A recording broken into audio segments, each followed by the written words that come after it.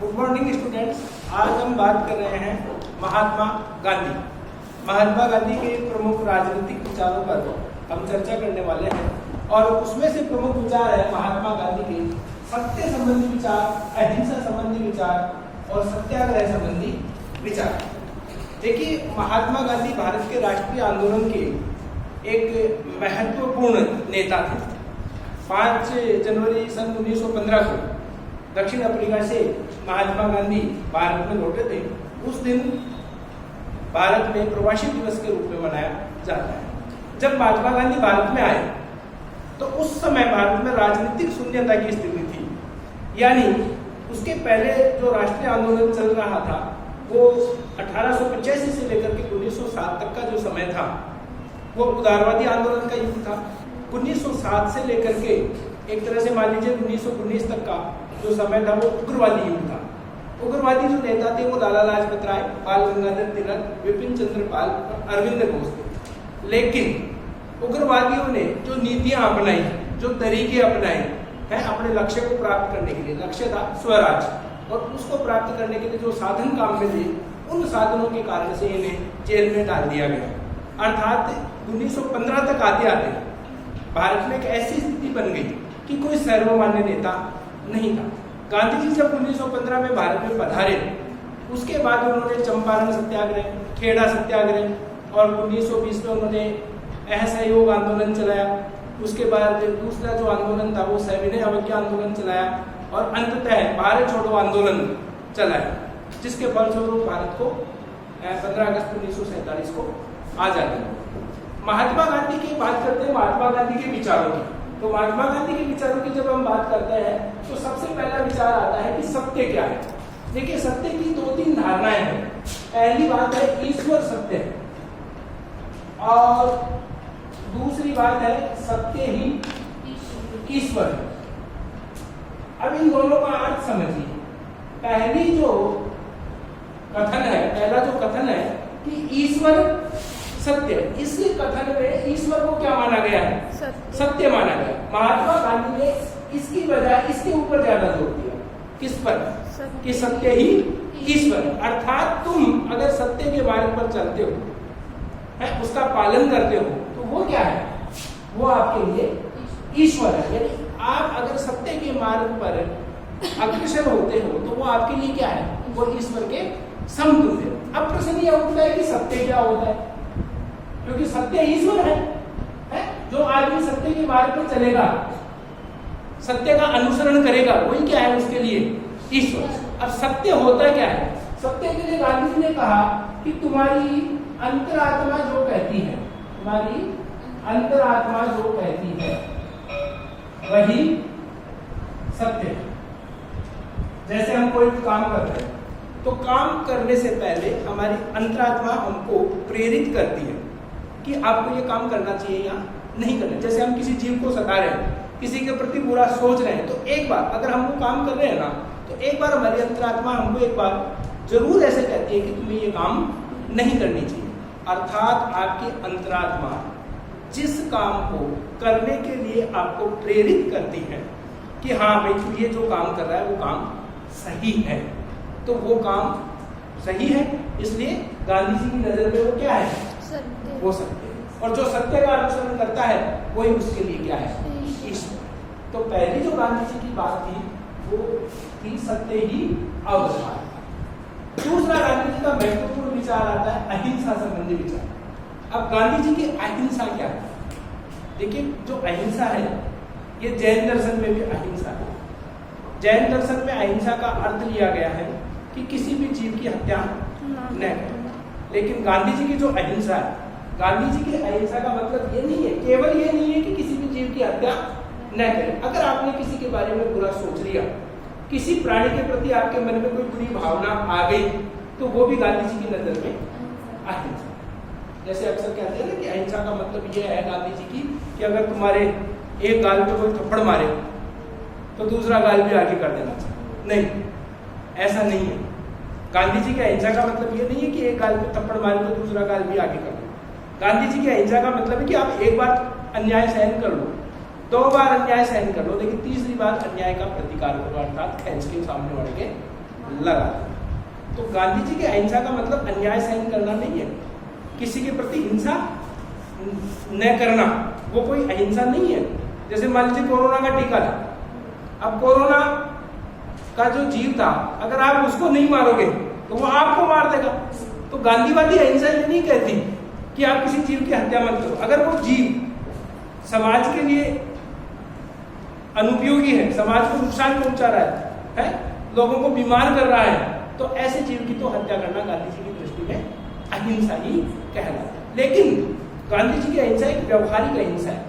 जैन दर्शन की अहिंसा और गांधी जी की अहिंसा में क्या अंतर है कि जैन दर्शन की अहिंसा सैद्धांतिक है और गांधी जी की अहिंसा क्या है, व्यवहारिक है, यानी समय काल और परिस्थिति के अनुसार उसको काम में लिया जाता है। तो वही गांधी जी जो अहिंसावादी थे, 1942 में भारत छोड़ो आंदोलन में क्या नारा दिया, करो या मरो, करो या मरो, अर्थात अंग्रेजों को पकड़ के यहाँ से बाहर निकालो। क्यों? क्योंकि उन्होंने हमारे ऊपर क्या किए थे, अन्याय किए थे, अत्याचार किए थे। तो गांधी जी की अहिंसा क्या कहती है कि आप अत्याचार को मत सहन करो, आप उसका क्या करो, प्रतिकार।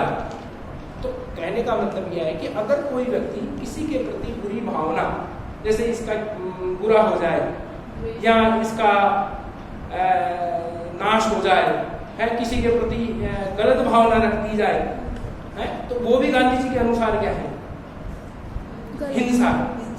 तो गांधी जी की अहिंसा का अगर हम बात निकालेंगे तो गांधी जी की अहिंसा का मतलब है कि मन से, वचन से और कर्म से है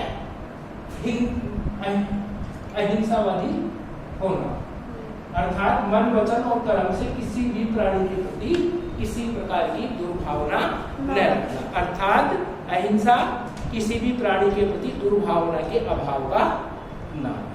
अब अहिंसा के गांधी जी ने 3 प्रकार बताए। एक अहिंसा जागरूक अहिंसा, दूसरी अहिंसा औचित्यपूर्ण अहिंसा और तीसरी अहिंसा कायरूप अहिंसा। ये 3 रूप बताए हैं गांधी जी ने। पहली जो अहिंसा है जागरूक अहिंसा, ये अहिंसा बहादुर लोगों की अहिंसा है, यानी जो अहिंसा के मार्ग पर चलता है वो उसमें इतनी शक्ति होती है कि वो हिंसा कर सकता है, लेकिन वो हिंसा नहीं अपनाता है, वो बहादुर होता है, ठीक है ना, लेकिन हिंसा का सहारा नहीं लेता है। दूसरी जो अहिंसा है वो औचित्यपूर्ण अहिंसा है। औचित्यपूर्ण अहिंसा का मतलब है कि एक औचित्य के रूप में अहिंसा का, एक नीति के रूप में अहिंसा का पालन किया जाता है। और तीसरी अहिंसा है कायरों की अहिंसा।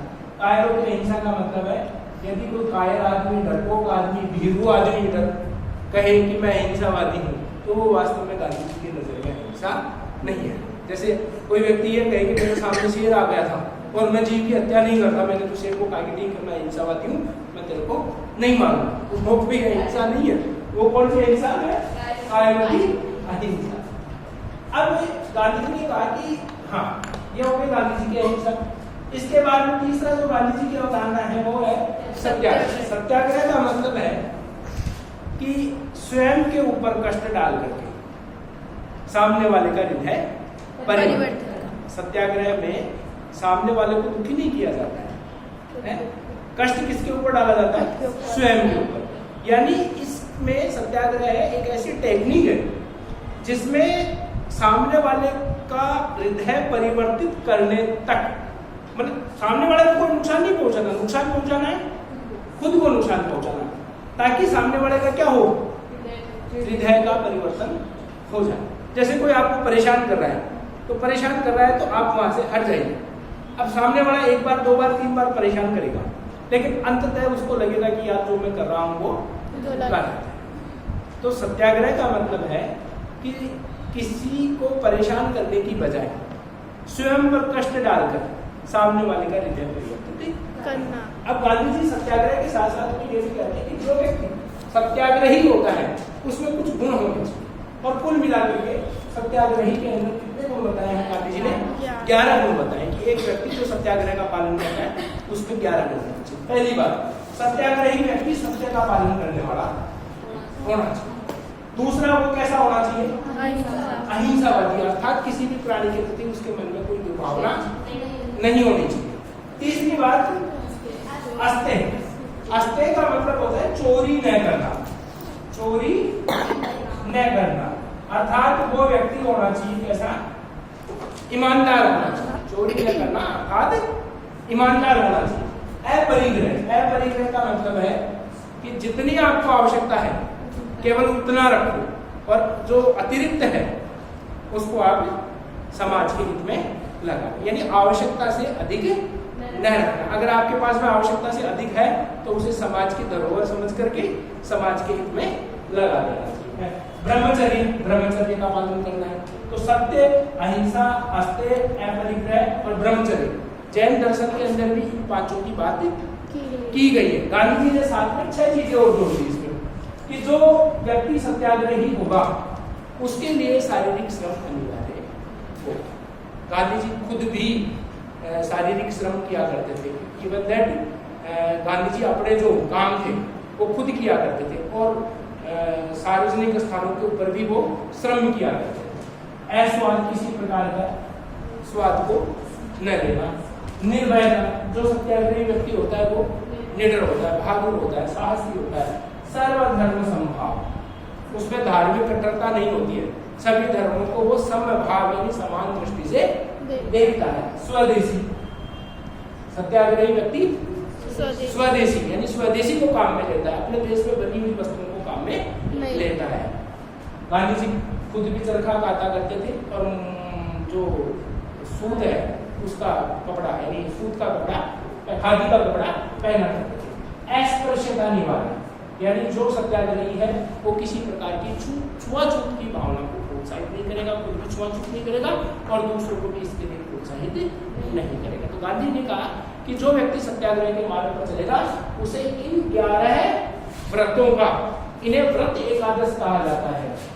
एकादश व्रत यानी जो व्यक्ति सत्याग्रह के मार्ग पर चलेगा उसे इन 11 व्रतों का पालन। अब इसके बारे में गांधी जी बताते हैं कि सत्याग्रह के विभिन्न रूप होते हैं। सत्याग्रह के कितने रूप होते हैं? अलग अलग रूप होते हैं।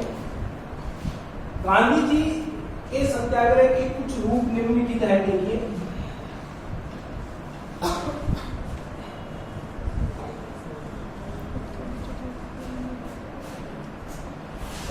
सविनय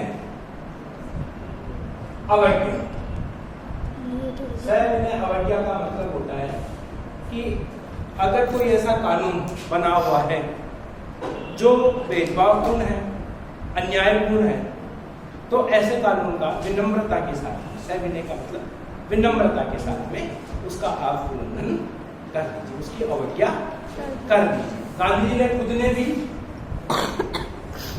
दांडी यात्रा करके नमक कानून का उल्लंघन किया और विनम्रता के साथ। दूसरा था असहयोग। असहयोग का मतलब है कि सहयोग न करना। कोई भी आपके ऊपर अन्याय तभी कर सकता है जब आप सहयोग करते हैं। अगर आप उस अन्याय को सहन ही नहीं करोगे, आप उसका विरोध करोगे, अन्याय व्यक्ति का साथ ही नहीं लोगे, तो आपके ऊपर वो किसी प्रकार का कोई अन्याय नहीं कर सकता। गांधी जी ने खुद ने भी 1920 में अंग्रेजी शासन के विरुद्ध असहयोग आंदोलन चलाया, 1920 से लेकर के 1922 तक। ये पूरा जो असहयोग आंदोलन था वो अहिंसावादी था। तीसरा इसका रूप है हिजरत। हिजरत का मतलब है एक स्थान को छोड़ करके दूसरे स्थान पर चले जाना। अगर आपके साथ अन्याय हो रहा है, तो परेशान कर रहा है, तो आप जो सत्याग्रही होता है उसके लिए बढ़िया तरीका यह है कि वो उस स्थान को छोड़ करके किसी दूसरे स्थान पर चला जाए। नेक्स्ट है अनशन। अनशन में बहुत बड़ी शक्ति होती है। गांधी जी ने कहा कि अनशन में क्या बहुत बड़ी शक्ति होती है। तो गांधी जी ने भारत के स्वतंत्रता आंदोलन के दौरान अनेक बार अनशन की नीति को सत्याग्रह के रूप में अपनाया, और जब अनशन की नीति को गांधी जी ने अपनाया तो ब्रिटिश सरकार को गांधी जी के सामने झुकना। और नेक्स्ट इसका तरीका बताया है गांधी जी ने हड़ताल। तो ये 5 जो तरीके हैं वो गांधी जी ने सत्याग्रह के बताए। ठीक है, तो गांधी जी के बारे में नेक्स्ट अगली क्लास में बात करते हैं। धन्यवाद।